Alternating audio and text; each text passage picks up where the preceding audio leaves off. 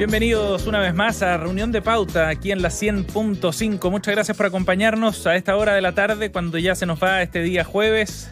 Los acompañamos con información y análisis y puntos de vista de nuestros panelistas para los temas de esta semana en otra bien noticiosa. Hemos hecho una selección de temas, vamos a estar profundizando en estos asuntos y darle un poco de contexto a la información con la opinión de nuestros panelistas de hoy. Antes de eso, le damos la bienvenida a los que están en la 100.5 en Santiago, 99.1 si estás en Antofagasta, 96.7 en Valparaíso, Viña del Mar, también en Temuco, 96.7 y estamos en pauta.cl, por supuesto, con nuestra transmisión en streaming para los que quieran ver a nuestros panelistas que ya están conectados, muy puntuales y listos para comenzar la conversación del día de hoy. Nos acompaña en este panel del jueves Rodrigo Echecopar, economista, máster en políticas públicas e innovación en el University College of London, expresidente de Revolución Democrática y director de Rumbo Colectivo. ¿Cómo está, Rodrigo?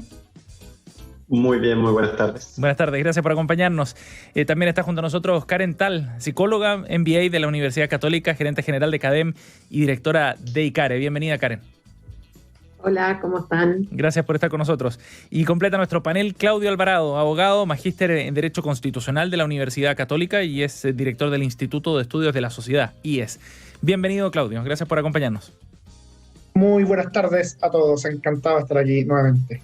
Bien, vamos a comenzar nuestra conversación. Tenemos una hora por delante para tratar distintos temas. En nuestro segundo bloque, como siempre, revisamos las propuestas de temas que nos traen nuestros panelistas para analizar el día de hoy. Pero antes de eso, vamos a comenzar analizando el trabajo de la Convención Constitucional en el norte de nuestro país. Allá están en la segunda región, en Antofagasta, trabajando en las comisiones de armonización, comisión de transitorias y de preámbulo. Y es sobre esta última en la que nos queremos detener por unos minutos en la conversación de inicio de nuestro programa, porque después de la presentación del borrador ya comienza este trabajo y en la comisión de preámbulo en particular, que está compuesta por 15 convencionales, tienen que redactar la propuesta de introducción para la nueva Carta Magna. Y no es menor eso, de alguna manera va a reflejar el espíritu y el sentido de esta propuesta de constitución. Y en esta iniciativa ya se han aprobado algunas ideas que deberán pasar a la votación del Pleno. Todos estos temas tienen que pasar de todas maneras por el Pleno de los 154 convencionales. Y uno de los temas de introducción, entre otras cosas, señala lo siguiente. Es aquí donde nos vamos a detener. Miren, la independencia de nuestro país lograda a partir del 18 de septiembre de 1810, dice este punto, respondió a un contexto histórico excluyente que en aquellos años dejaba fuera de toda posibilidad de participación a mujeres, trabajadores, pueblos originarios y otras comunidades vulneradas. Cierre de comillas para uno de los puntos que aborda estas primeras propuestas de la comisión de preámbulo. Y lo que queremos abordar es bien simple. ¿Es pertinente que la convención haga alusión y dé este contexto haciendo alusión al 18 de septiembre de 1810? Esa es la pregunta para partir nuestra conversación del día de hoy. Karen. Uy, mira, no sé si es pertinente o no. Uh-huh. A mí me parece que es un resumen impresionante, o sea, como un bello resumen, bello en términos de la calidad de cómo resume, de lo que ha sido este proceso. Porque es algo que creo que lo he dicho acá. Uh-huh. Yo creo que una cosa que pasó con esta convención, sin juzgar a nadie, sino que solamente describiendo, creo que lo que pasó es que los grupos que tradicionalmente fueron ninguneados, excluidos, no escuchados, llegaron al poder. Y llegaron al poder y la gente estaba feliz porque sintió que en algún minuto la convención representaba a todos esos grupos que han sido invisibilizados, todas las minorías, incluyendo a las mujeres. Y que ahora tienen el poder y vamos a escribir una constitución. Y creo que al final una de las importantes dinámicas que se ha dado en la convención es esta de la revancha. Es como ahora nosotros tenemos el poder, entonces ahora hacemos cosas para darle fuerza a las mujeres, los pueblos originarios, las regiones. Entonces como que siento que estamos escribiendo una constitución quizás más desde la venganza que desde una mirada futura que nos una a todos. Uh-huh. Entonces me parece que la frase la describe el fenómeno a la perfección. No me extraña, eso es lo que quiero decir. Sí, a tono con el resto del texto. Claudio. Muy a tono con el resto del proceso, diría yo, en cómo se ha ido dando esta discusión. Ajá. Claudio. Es muy interesante el punto que pone Karen sobre la mesa porque hay una perfecta continuidad, tal como ella indica, hay una perfecta continuidad entre este tipo de narrativas y lo que fue la aproximación inicial de los convencionales constituyentes que detentan la mayoría al interior de este órgano. Al leer y escuchar aquí este texto, recordé los discursos inaugurales. No sé si recuerdan que una vez que partió la convención el 4 de julio, al poco andar hubo una serie de discursos, una especie de posicionamientos iniciales de cada convencional que tuvo 5 o 7 minutos para plantear cuál era su visión. Y este tipo de narrativas, la verdad es que está presente desde ese instante, desde el momento cero. Jaime Baza, de hecho, que fue uno de los que quizás también la ha resumido de modo más acabado, dijo en ese entonces: somos el fin de una historia de despojo de los bienes comunes, también de la capacidad de imaginación política, como que antes de la convención todo fuera pura opresión, puro despojo, sin distinguir, sin separar, una visión demasiado maniquea de nuestra historia de la realidad política, y yo creo que fue uno de los grandes errores de la convención, porque, digámoslo así, por un lado hay un problema político electoral.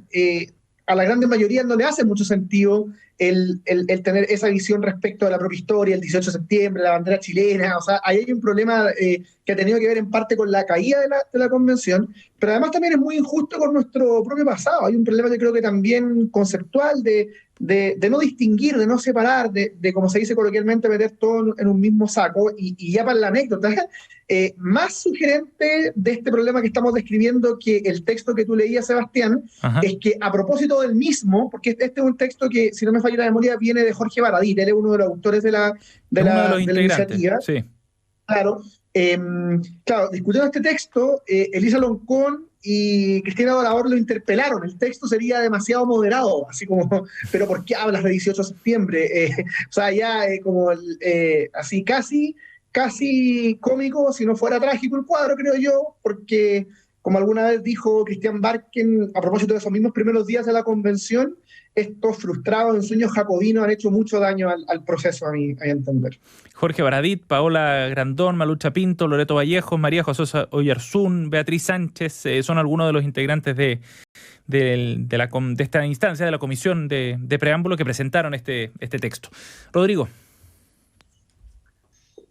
Yo sí creo que hay un valor en el contexto histórico o en posicionarse dentro de la historia.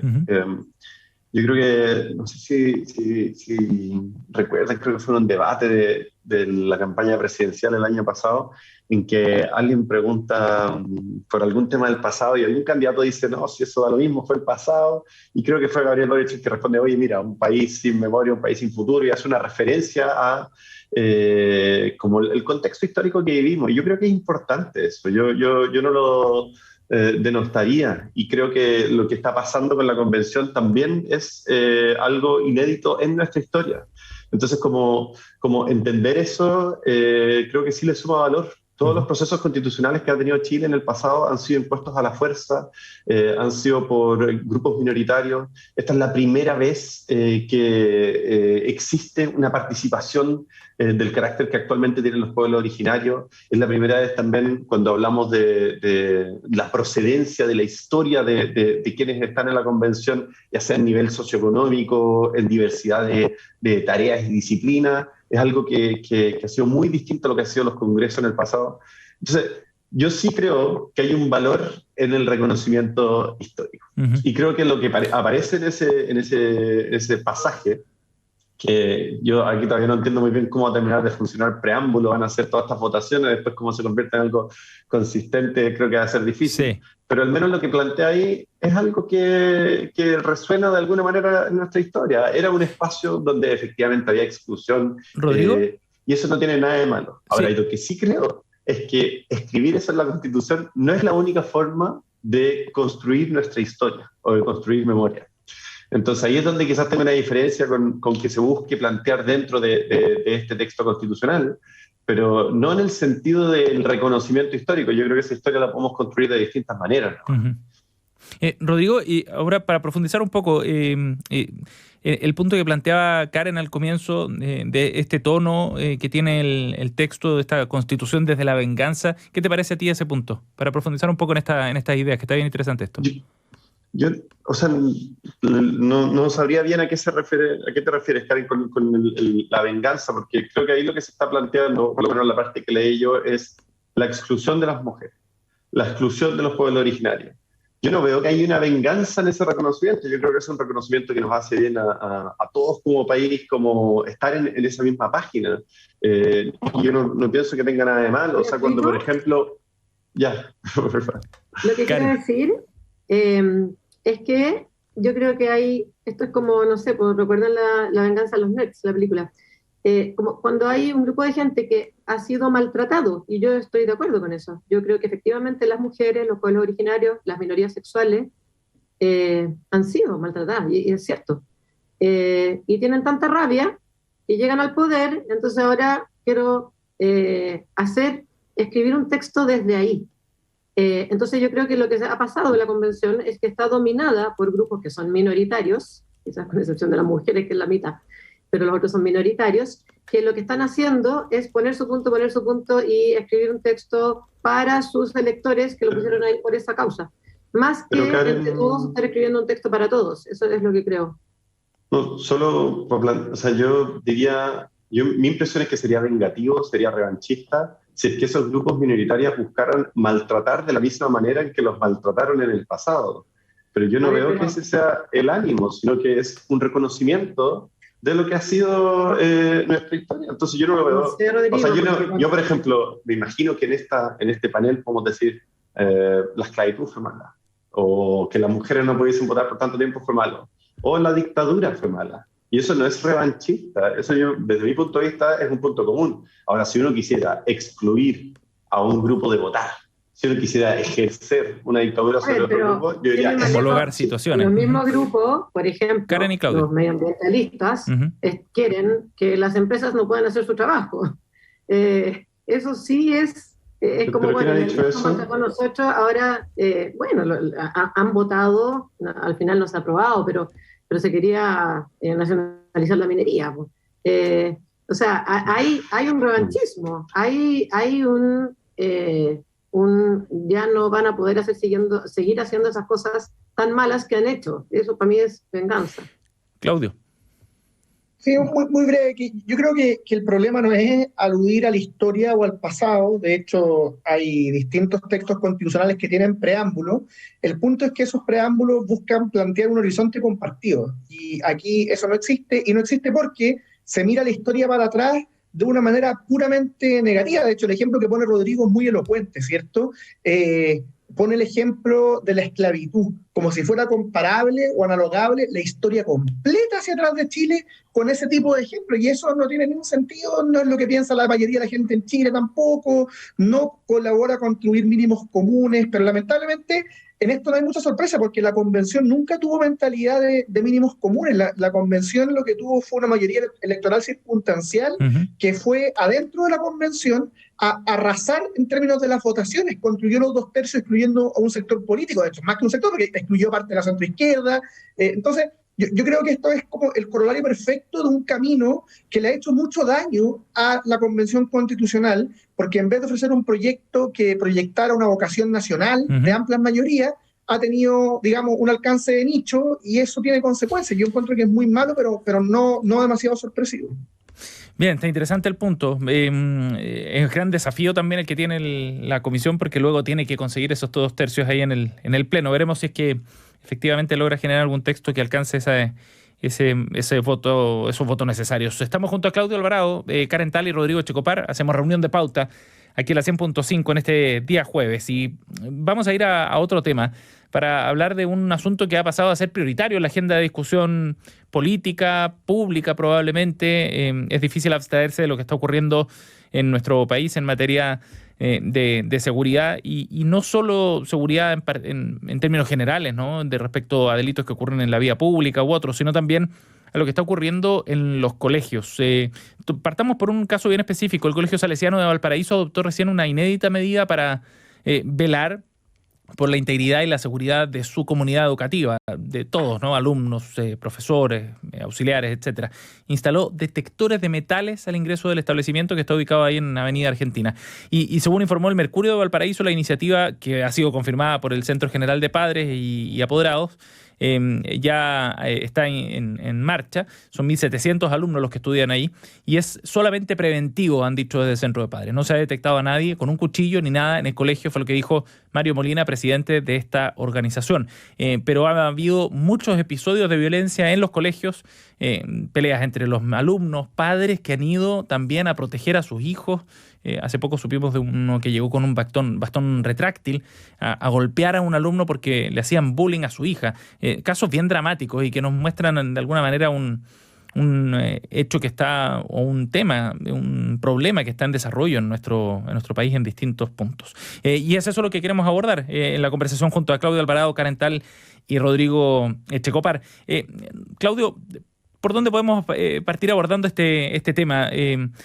¿Cómo o en qué momento crees tú que este asunto de la violencia dentro de los establecimientos educacionales se empieza a ir de las manos para llegar a estos niveles?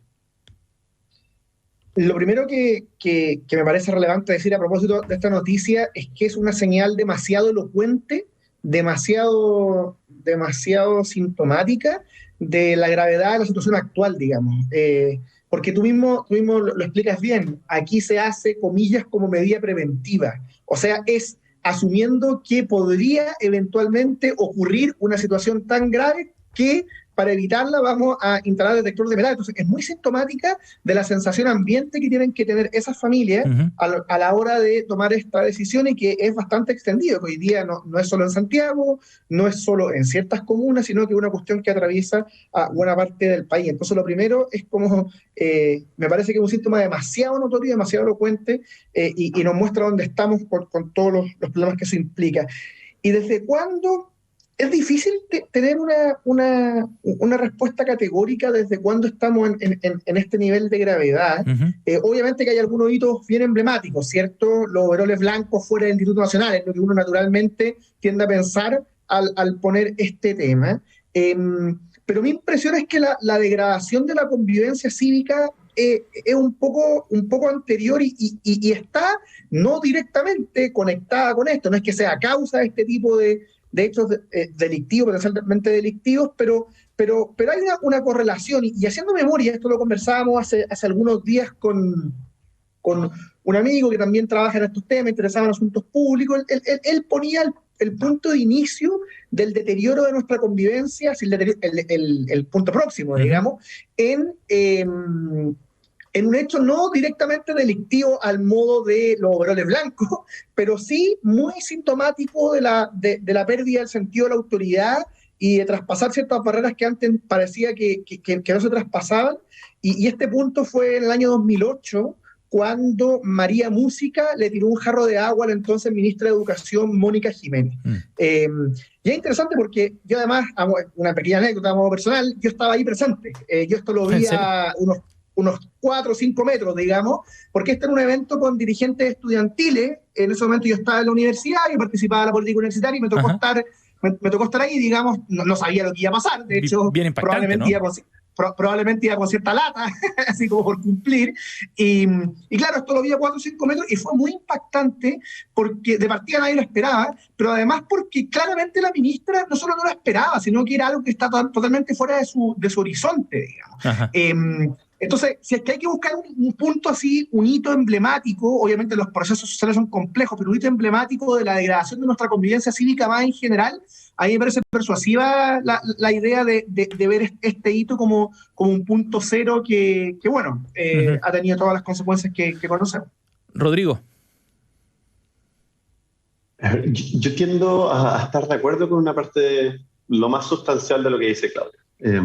La noticia también encuentro que es interesante porque no es que están respondiendo a algún hecho material concreto, sino que dicen no hemos encontrado nada de esto, sino que denota una sensación de preocupación respecto a la forma en que se están solucionando conflictos o en que se está llevando a cabo la convivencia, quizás más allá del espacio escolar, sino un espacio más amplio.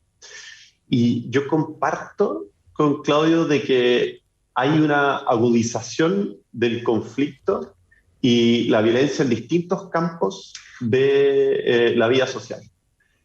Quizás en donde plantearía una diferencia es que mi impresión es que, aunque la autoridad te pueda ayudar en el corto plazo, la solución de mediano o largo plazo es que haya una comunidad social que se entienda como iguales, que se construyan vínculos comunitarios dentro de nuestra sociedad. Y yo diría, y creo que el mejor ejemplo de eso es, a mi parecer, en nuestra propia historia, es dictadura-democracia. O sea, en los 80, todavía bajo un régimen autoritario, en donde no podía haber mayor figura de autoridad, fue una época en donde la convivencia social y política estaba altamente crispada y con muchísima violencia cruzada. En cambio, cuando se establece un pacto social, un entendimiento social democrático que realmente es capaz de representar a grandes sectores de la sociedad chilena que se sienten incluidos dentro de ese pacto, me da la sensación de que es bastante más fácil poder disminuir o enfrentar esos espacios de violencia. Ajá. Entonces, mi respuesta sería, acá, estando de acuerdo en la degradación de la convivencia cívica, creo que estamos en este periodo de transición y nos jugamos mucho en ser capaces de construir un pacto social en donde la autoridad no se ejerza simplemente por su capacidad coercitiva, sino porque cuenta con la legitimidad de amplios sectores de la sociedad que dicen, sí, mira, en mi colegio, en la escuela de mis hijos y hijas, somos una comunidad en donde nos entendemos como iguales, donde tenemos acceso a oportunidades similares, y creo que eso es lo que está en juego en estos años que vienen en Chile. Karen. Yo creo que estamos, sin duda, o sea, no, yo creo, es un hecho, estamos violentos como sociedad en este minuto. No solamente en las comunidades escolares, sino que en todas partes estamos viendo cómo aumenta la violencia y la sensación de violencia. Me toca trabajar con empresas que tienen gente que atiende público, los call centers, las tiendas, y se queja la gente porque los clientes están violentos. Yo creo que estamos en un momento, en post-estallido social y post-pandemia, en que estamos pasando por una situación bien traumática, como sociedad, bien difícil, súper rara. Y la gente, yo creo que está cansada, está agotada y se ha puesto más violenta. Y ha aumentado la violencia intrafamiliar, ha aumentado la violencia en los colegios, ha aumentado la violencia en todas partes.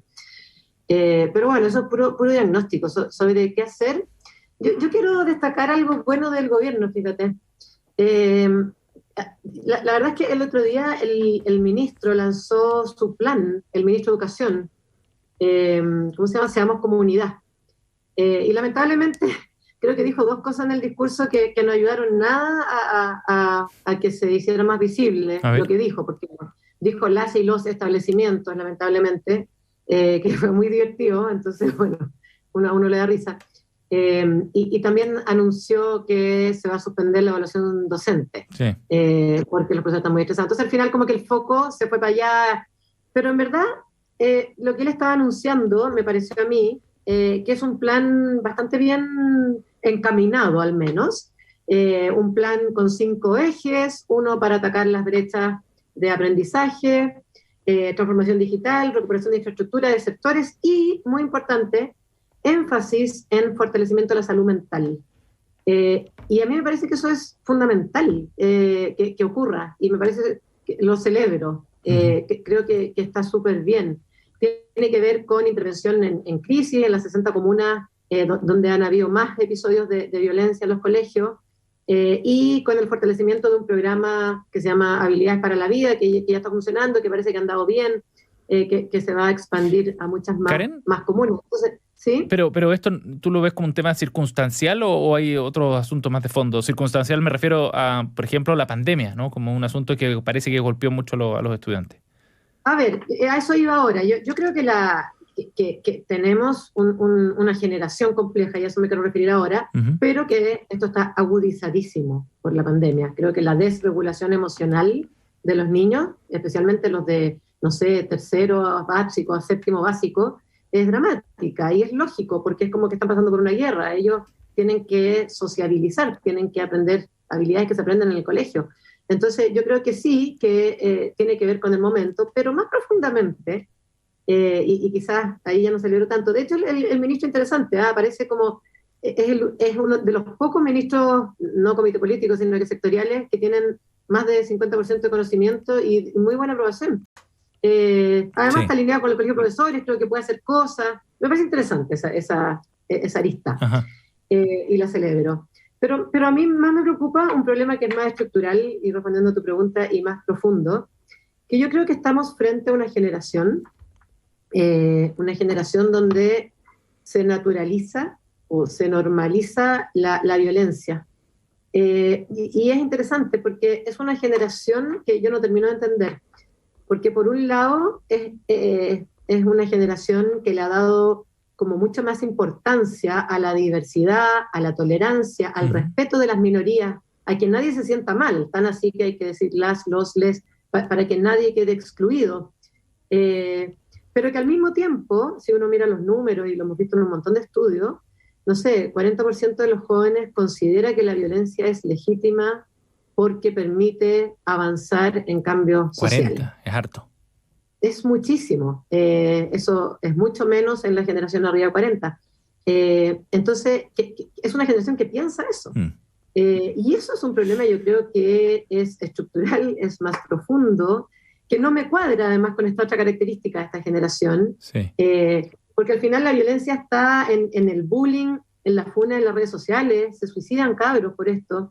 No sé, la cancelación de la gente que piensa distinto, todo es muy violento. Sí. Y es muy propio de esta generación, creo. Y eso hace más difícil, Claudio, abordar el problema, ¿no? Si es que coincides con esos puntos como de factores de fondo más estructurales o culturales.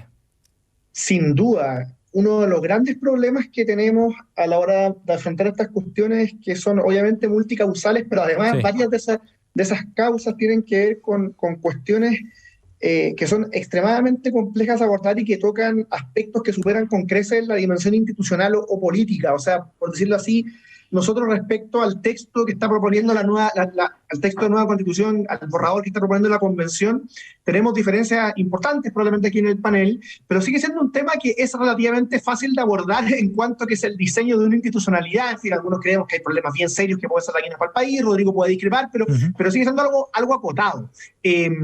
Es muy distinto cuando uno plantea, bueno, ¿cómo hacemos para disminuir estos niveles de violencia, los problemas de salud mental en la sociedad? Y yo creo que además es doblemente complicado porque para tomarse estos fenómenos en serio hay que hablar de cosas que además como sociedad actual nos cuesta mucho.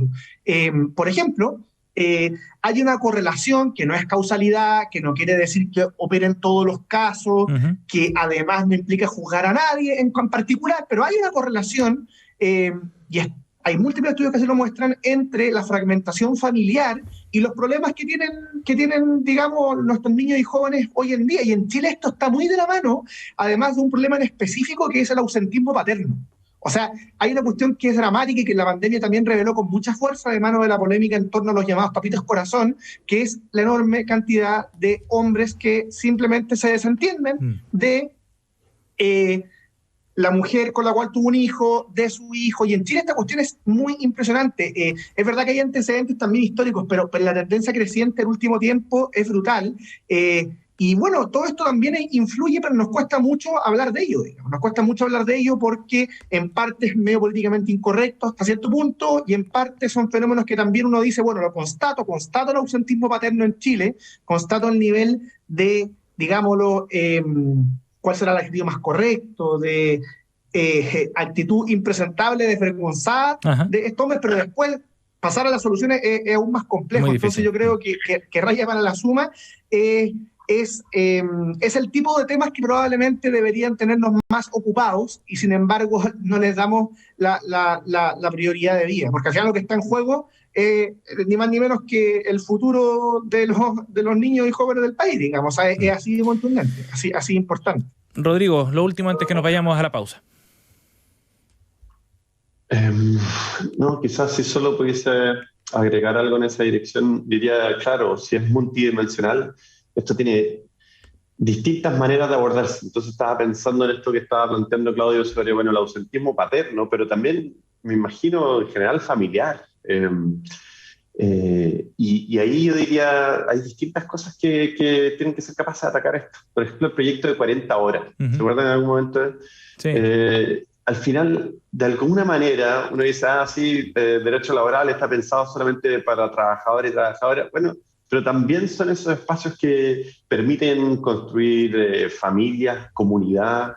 Lo mismo con intervenciones urbanas y los espacios urbanos a los cuales el derecho a la ciudad, a la cual tienen acceso ciudadanas y ciudadanas. Bueno, si esos espacios no existen, bueno, es más difícil construir lazos comunitarios en los cuales apoyarse si es que el papá o la mamá tiene que estar fuera de la casa. Entonces, increíble como en un tema en donde pasamos como del bullying del colegio, en realidad uno lo ve y está enraizado en una red de condiciones sociales históricas que creo que está interesante de ver desde las distintas perspectivas, no va a ser unicausal. Sí, cierto. Yo pondría un punto más.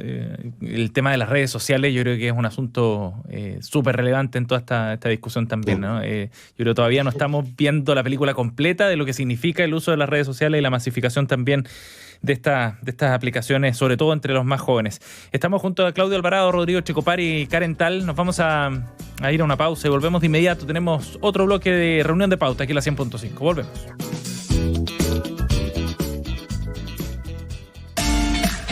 Hola, quiero convidarlos a que escuchen Plaza Pauta, el programa sobre la ciudad en que hablamos de sus desafíos y de sus soluciones, y también de las tendencias que están transformando los lugares en que vivimos.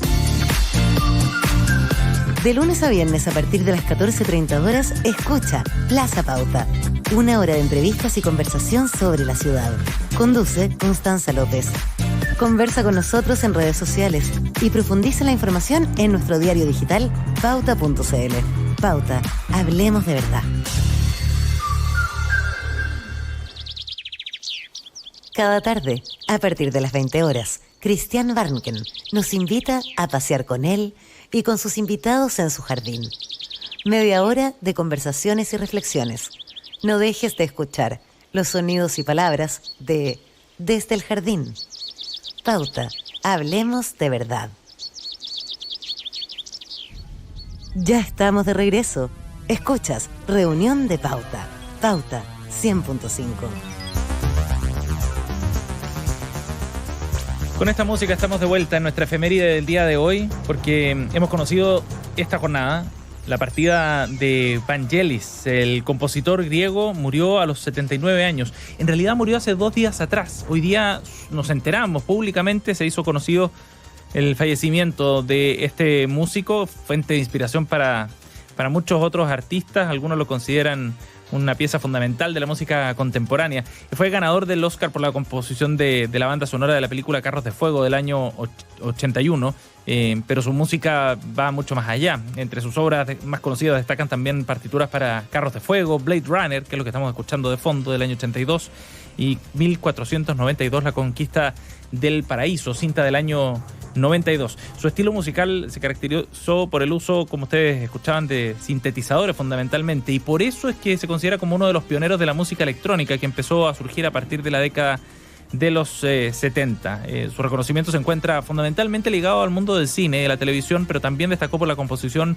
en obras de teatro como Electra, Medea y Las Troyanas, entre otros. Estamos recordando a Vangelis el día de hoy, cuando se ha comunicado la fecha de su fallecimiento. Escuchas Reunión de Pauta en Pauta 100.5. Bien, estamos junto a Karen Tal, Rodrigo Checopari y Claudio Alvarado, nuestro segundo bloque de Reunión de Pauta para conversar con nuestros panelistas, y tenemos noticias coladas que todas rodean la Convención Constitucional, aunque desde ángulos distintos. Ya seguramente los temas se nos van a ir cruzando después en la conversación. Pero partamos con la noticia colada que nos trae Karen Tal. Ya algunos están planificando, Karen, la partida de la campaña para el plebiscito del 4 de septiembre. Uno de ellos, el senador de Bópoli, Felipe Kast, quien anunció un despliegue nacional. Karen, cuéntanos. Sí, bueno, como que están pensando en empezar la campaña yo creo que empezó hace mucho rato. Bueno, pero bueno, este anuncio que hace él, que se va a desplegar haciendo campaña por el rechazo, A mí me parece como increíble y no puedo no comentarlo. Porque, a ver, yo creo que pongámonos de ningún bando, pongámonos desde el lado de él, digamos, que está diciendo que lo que él quiere es que gane el rechazo. Si uno mira la historia de cómo se fue dando este proceso, nosotros lo hemos ido estudiando como en alta profundidad. Y claro, al principio, cuando partió todo esto, 18 de octubre, estaba como súper instalado el eje elite-pueblo y fue un categórico 80% que se opuso al 20% del rechazo que estaba concentrado en las 3 comunas y como que se instaló la idea de rechazo igual elite, igual derecha. Y bueno, interesantemente, a medida que fue avanzando el proceso, como que se separó esto de que derecha es rechazo y empezó mucha gente a pensar en rechazar el texto sin sentirse identificado con la derecha tradicional. Entonces como que se abrió un espacio distinto en que creo que la convención se empezó como a desconectar de las mayorías y el rechazo empezó a crecer, que es el objetivo que tiene Felipe Kast, porque están diciendo que gane el rechazo. Y creo que en nuestra última encuesta de CADEM la semana pasada, la tendencia de que el rechazo venía subiendo, la prueba venía bajando por muchas semanas, por primera vez cambió la tendencia. No sabemos todavía si esto es algo que se va a mantener esta semana o no, pero bueno, evidentemente que hay ahí un hecho. Entonces me parece súper interesante que esto pasa justo cuando, no sé, a mí me preguntaban, cuando iba aumentando el rechazo, siempre me preguntamos, ¿y tú crees que esta cuestión se va a dar vuelta? Y yo no sé, no tengo cómo saberlo, esto es muy dinámico. Sí. Pero me decían, ¿qué podría pasar para que se dé vuelta? Y yo decía, bueno, una cosa que podría pasar para que se dé vuelta es que las caras del rechazo, o de la derecha, porque Felipe Kast en verdad estuvo por el apruebo, pero no sé si alguien se acuerda de eso, las caras clásicas de la derecha, de la élite, salgan a hacer campaña por el rechazo, es tan obvio. Entonces, nada, pues creo que lo que hace es contraproducente para su objetivo. Y creo que, y lo otro que creo que también es algo que podía pasar para que esto se diera vuelta, es que la gente empieza a sentir que aprobar es la única oportunidad para cambiar la Constitución, porque de alguna manera la élite se va a cerrar a un verdadero cambio, entonces mejor aprobar para parchar que rechazar, que creo es una idea que también se está instalando en la última semana. Sí. Entonces me parece que lo que él hace como que de alguna manera ayuda al apruebo. Mira, está interesante ese punto, está bueno, de quiénes van a ser las caras de cada una de las campañas. Claudio. Sí, yo distinguiría dos cosas. Distinguiría la decisión político-electoral de esta campaña que anuncia Felipe Kast de los motivos que él puede tener para levantarla. Respecto a lo primero, a la cuestión estrictamente estratégica de si conviene o no que se haga esto y que lo anuncie en el modo en que lo hizo, me pliego completamente a la opinión de Karen. Creo que es un error. Además, esto no gustó en sus propios compañeros de coalición. De hecho, tuvo problemas al interior incluso de su propio partido, por los motivos que dice Karen, porque además no era necesario. O sea, yo creo que el tema estratégico está bastante claro. De hecho, a propósito de esto último que decía Karen, una de las cosas que ha hecho, a mi juicio, de manera muy razonable la centroderecha y que curiosamente no ha sido valorada por la izquierda, es que desde Javier Macalle hacia la centroderecha, digamos desde la UDI hacia los mundos de centro que están descontentos con la convención, han intentado dejar muy claro de que el problema es con el texto, el problema es con el borrador, con las dinámicas de la convención, pero no con la necesidad de un cambio constitucional. Y bueno, en ese sentido este tipo de anuncios tampoco colaboran. Así que en lo estratégico estoy totalmente de acuerdo, pero no puedo dejar de comentar el fondo del asunto, y me parece que uno al mismo tiempo puede ser crítico de esta decisión estratégica de Felipe Kast y sin embargo encontrar al menos atendible los argumentos que él tiene de por qué le parece que es razonable hoy día pronunciarse sobre el texto. Ajá. Y en ese sentido yo creo que hay un buen resumen de la polémica está en la discusión que el mismo Felipe Kast está teniendo con Paulo Escobar. Paulo Escobar le dedicó una columna bien crítica el domingo recién pasado en La Tercera, y hoy día Felipe Kast le responde en el mismo diario, y es bien interesante porque ahí Felipe Kast básicamente lo que le dice es, primero, Ojo que transitoria y armonización, como se han encargado de recordar los mismos convencionales, no puede cambiar nada sustancial. Segundo, lo que yo pienso sobre el texto es lo mismo que han dicho una serie de personeros de centro izquierda, y los cita de manera textual. Y tercero, ojo que yo además, hablando de Felipe Kast, no es yo que doy bravo, yo, Felipe Kast, voté a prueba y desde Evópolis y Horizontal intentamos colaborar con el proceso. Entonces yo creo que él tiene argumentos de fondo relevantes y que si separamos analíticamente la discusión se pueden atender y decir al mismo tiempo, mira, tiene argumentos de fondo, pero la estrategia que está levantando es un tremendo error por los mismos motivos que decía acá. Rodrigo. No, muy cortito porque comparto todo lo que se ha dicho. Yo diría que están en una situación muy incómoda, ya analizándolo un poco más desde el punto de vista de él y del partido que integra. No sé si vieron, pero hace un par de días también publicó un tuit de un video de Maduro en que supuestamente estaba como mandándole un saludo a la convención y resultó que era un fake y ya no era la primera vez que le pasaba a él, entonces quedó como instalada esta sensación de que él estaba dispuesto a cualquier cosa para la campaña del rechazo y que las fake news estaban dentro de ese posible repertorio. Y mi impresión es que ese tipo de cosas responden un poco al momento complejo en el que están, porque si es que Evópolis hubiese estado, por ejemplo, claramente por el apruebo en el primer referéndum, y ahora hubiese un texto constitucional que quizás no fuese de un 100% de aprobación, pero lograra un 80%, así como la primera vez, y Evópolis hubiese aprobado de nuevo, bueno, Evópolis se convertía en el partido de derecha que estaba dentro del nuevo Chile, del nuevo proceso por el ciclo político de Chile, y a mi parecer le hubiese sido bastante más fácil desplazar a sus socios de coalición actualmente, reagrupar un poco el escenario político de Chile, un poco lo que ha hecho Macron en Francia. Pero, como decía Karen, como en la primera referéndum pasaron del apruebo al no estamos seguros y hartos fueron bien vociferantes con el rechazo, entonces no quedó claro cuál era la posición. Exacto. Y después ahora, mi impresión es que va a estar bastante más peleado el referéndum y eso va a polarizar un poco las posiciones. Va a ser más parecido a un Gabriel Boric, José Antonio Kast que el plebiscito de entrada. Claro. Entonces, en ese sentido, mi impresión es que este tipo de impulsos le van a venir más veces a tratar de entrar al debate estirando un poco el elástico, y desde mi punto de vista terminan siendo una versión como que no termina de contentar al sector de republicanos o la UDI tradicional, pero que pierde conexión con su mundo que estaba tratando de construir. Sí. Y a mi parecer está perdiendo esa conexión hace bastante tiempo y va a ser muy difícil este escenario para ellos. Ese sería mi análisis de acá. Ellos están en una situación muy, muy compleja y creo que la están jugando, enfrentando de una manera equivocada, y eso puede ser bien determinante. ¿Puedo agregar algo muy breve, Sebastián? Breve, Claudio, sí. Sí. Yo las críticas puntuales de Felipe Kast, como decía, desde el punto de vista estratégico, las comparto, y los errores que decía Rodrigo son tal cual, digamos, pero yo sí creo que es un poco injusto trasladar esa crítica al esfuerzo que intentó hacer un mundo relevante de centro-derecha dentro de la convención, que no fue solo de Evópolis, fue el colectivo independiente RN y Evópolis, y además incluso algunos convencionales de la UDI que partieron, pero sobre todo el colectivo RN Evópolis Independiente, que partió de la convención con una actitud bastante distinta, una actitud que apostó por el diálogo al punto de hacerle un gesto relevante que separaba aguas respecto a los pueblos originarios, donde hubo propuestas en la materia.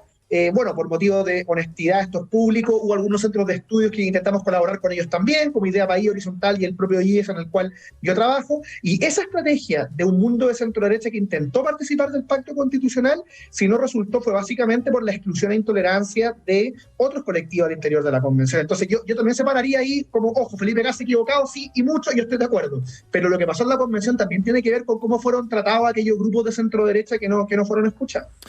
Bueno, ojo que... Karen. Perdona, ¿puedo? Sí. Yo creo que Felipe Kast se equivocó ahora.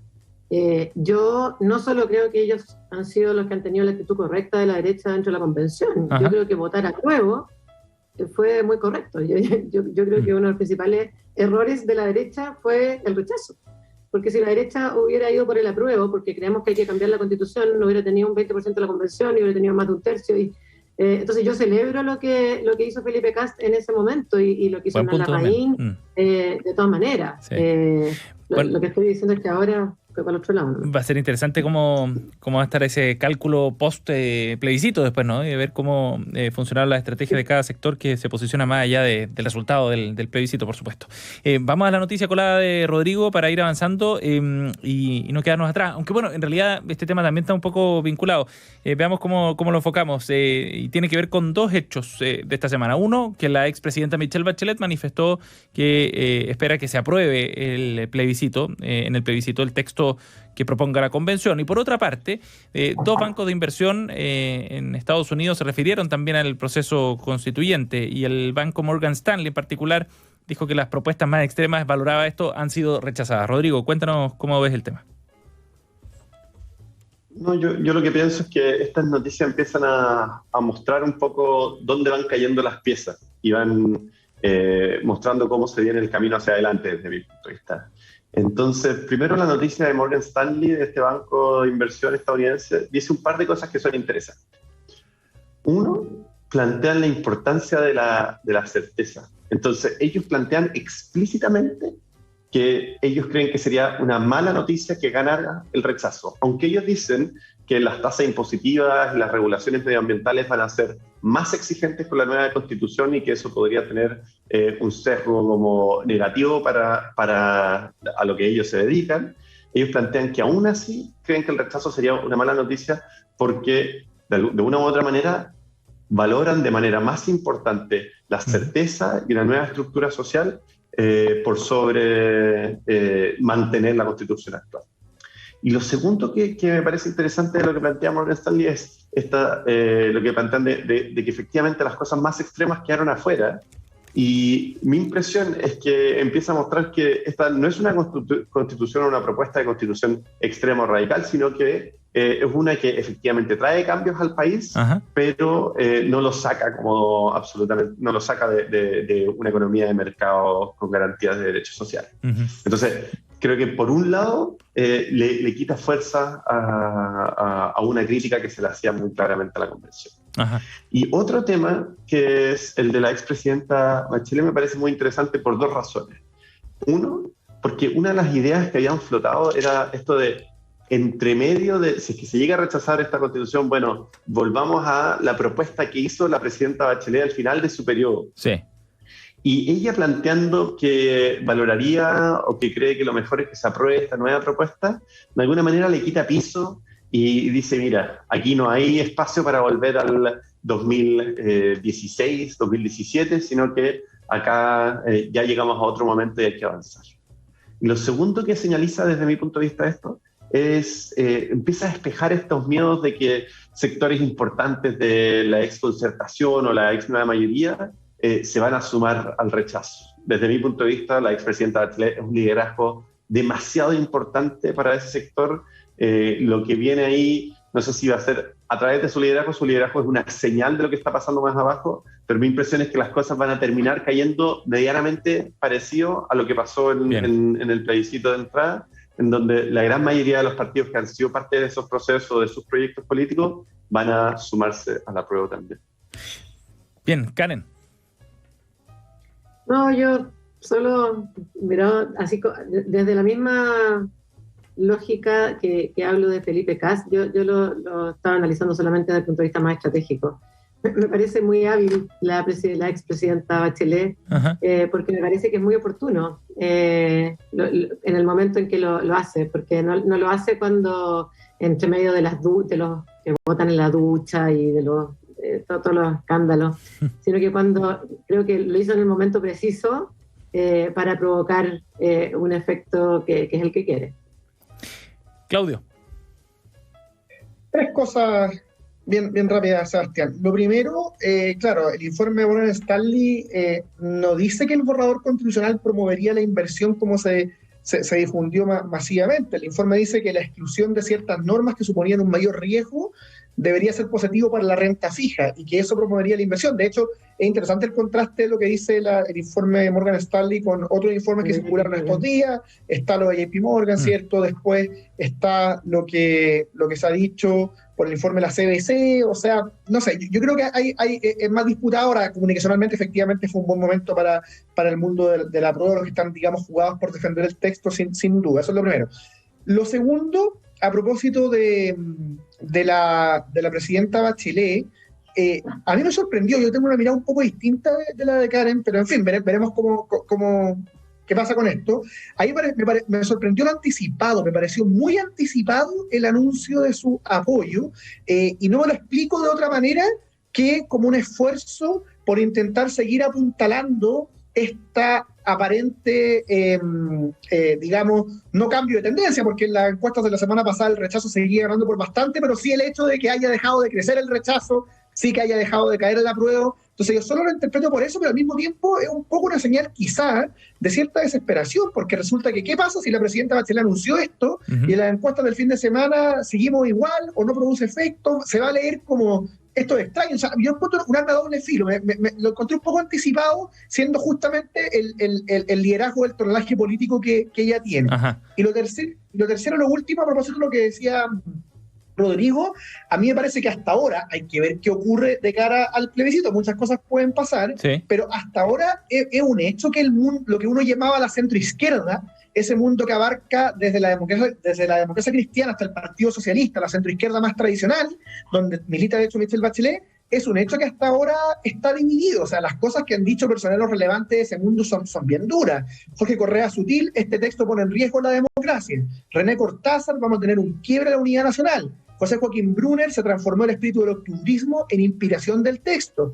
Óscar Guillermo Garretón, voté apruebo para tener nueva constitución, no nueva nación. Y así hay hartos personajes más. Entonces yo creo que hasta ahora ese mundo ha estado dividido. Hay que ver efectivamente qué pasa de aquí al plebiscito, pero creo que lo de Michelle Bachelet, siendo mucho más importante en tonelaje político que estos otros liderazgos, no cambia ese cuadro completamente. Bien, va a ser interesante ver también esas definiciones. Lo último, cortito, Karen, dale.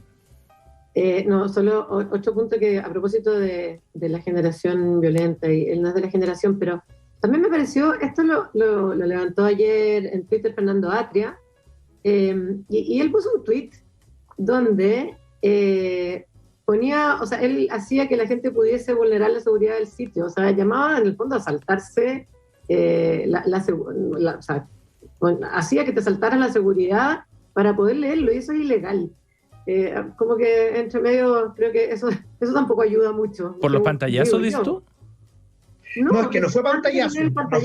Ah, no, es que yo no supe de eso. Es que lo tuvo que borrar porque era obvio y ilegal. Pero él puso como un link, no sé cómo se hace, no sé cómo se llama. Yo lo explico brevemente.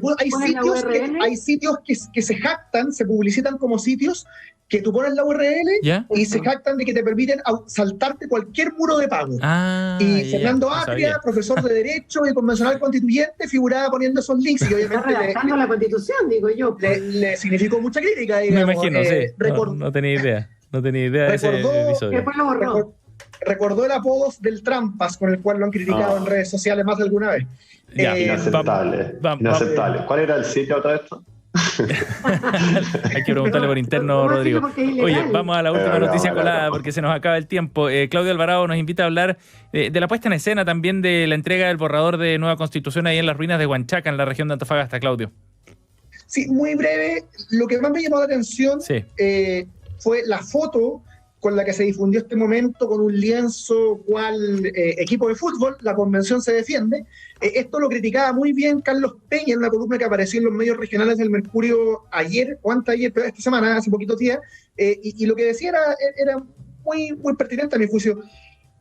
¿Qué significa esto de la convención se defiende? ¿Qué significa dar a entender que ha sido atacada, que un ente público no puede recibir críticas por los argumentos, por los eventuales errores? ¿En qué consiste la esfera pública? Si no es en que las autoridades son sujetas a escrutinio público y sus argumentos son criticados, digamos. Entonces, hay una mentalidad de los convencionales que lamentablemente existió durante buena parte del proceso, que nunca captó ese punto, que nunca entendieron de que el escrutinio público, las críticas, los argumentos distintos respecto a los cuales hay diferencias o disensos son parte del debate en el que ellos están inmersos, y bueno, resulta que nunca se entendió de manera clara y ahora eso se llega a revelar y a manifestar al punto de que se termina en un momento simbólico como es la entrega del borrador, jactándose que, comillas, la Constitución se defiende. Carlos Peña finalizaba la columna diciendo: ¿se defiende acaso de los ciudadanos? ¿No son ellos quienes tienen la última palabra en el plebiscito? Y me pareció muy sintomático de los problemas que ha tenido la convención, que hemos comentado aquí también en los minutos previos, por eso la traigo a colación. Ajá. Breves comentarios, Rodrigo y Karen, antes de ir a nuestro último bloque.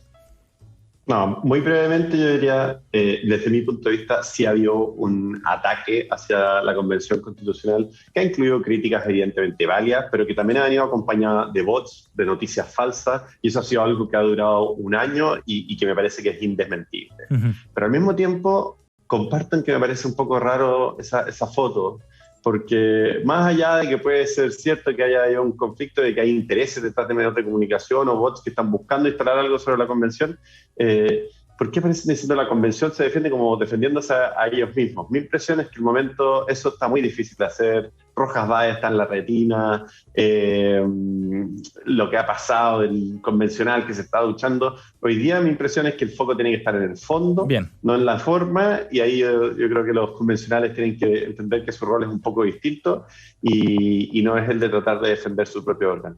Karen, lo último. No hay que decir, totalmente de acuerdo.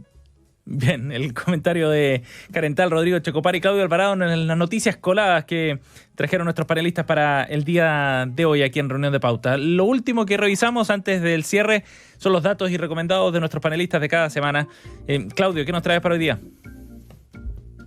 Quisiera recomendar el libro Comunidad, la palabra que falta, de Joaquín García Huidobro. Este es un texto que se lanzó, se publicó, digamos, en medio de los peores momentos de la pandemia, entonces no tuvo mucha difusión, pero es muy interesante, un esfuerzo desde una mirada que algunos calificarían probablemente de conservadora, otros de social cristiana. Es un esfuerzo desde ese mundo, digamos, de tomarse en serio la necesidad de criticar cierto individualismo imperante en la sociedad, ajá, de rehabilitar la política, de promover una fundamentación moral de la democracia representativa, y que entre otros capítulos, solo por dar un ejemplo, tiene un capítulo donde analiza si la política sería o no un pacto con el diablo, como sugería Max Weber. Joaquín García Huidobro critica esta perspectiva. Bien. Y desde ahí defiende el uso legítimo de la fuerza pública de una manera bien novedosa. Así que Comunidad, la palabra que falta, muy recomendado. Bien, el recomendado de Claudio Alvarado para hoy día. Rodrigo. Muy cortito, ayer salió el índice secreto financiero del Tax Justice Network del 2022. Esto es una organización que lleva ya más de una década sacando informes anuales sobre la opacidad financiera y los secretos bancarios en los distintos países del mundo, y demuestran que hoy día hay 10 billones en español o trillones, si lo usas en inglés, de trillones, billones de dólares de riqueza escondida en paraísos fiscales, wow, en países del norte global, que corresponde a la mitad del PIB de Estados Unidos y sobre el cual los países no pueden cobrar los impuestos que corresponden y tampoco tener registro de esos datos. Y solo como dato, esto tiene que ver con los paraísos fiscales, pero en nuestra cabeza tenemos los paraísos fiscales como pequeñas islas que se alejan de la regulación internacional, y no es así. 5 de los países más importantes en secretos financieros son Estados Unidos, el Reino Unido, Japón, Alemania, wow, e Italia, o sea, miembros del G7. Muy buen, así que ahí esperemos que se cumplan los compromisos del presidente Boric, que ha dicho que quiere jugar un rol en ese tema desde Latinoamérica. Para echarle un vistazo entonces a este indicador. Lo último, Karen Tal. Karen. La UDP acaba de anunciaron la creación de un premio que se llama Cátedra Mujeres y Medios, que se puede postular hasta el 30 de mayo, que es para mujeres latinoamericanas, libros de no ficción, que su primera edición haya sido publicada 2020, 2021, 2022.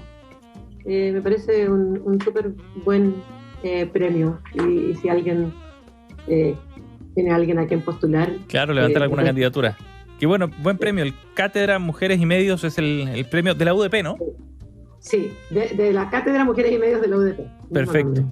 Bien, buen dato también para revisar las postulaciones a este premio ahí en el sitio web de la Universidad Diego Portales. Karen Tal, Rodrigo Checopar y Claudio Alvarado han estado junto a nosotros el día de hoy. A los tres, muchísimas gracias. Nos vemos la próxima semana. Chao, que esté muy bien. Buen fin de semana.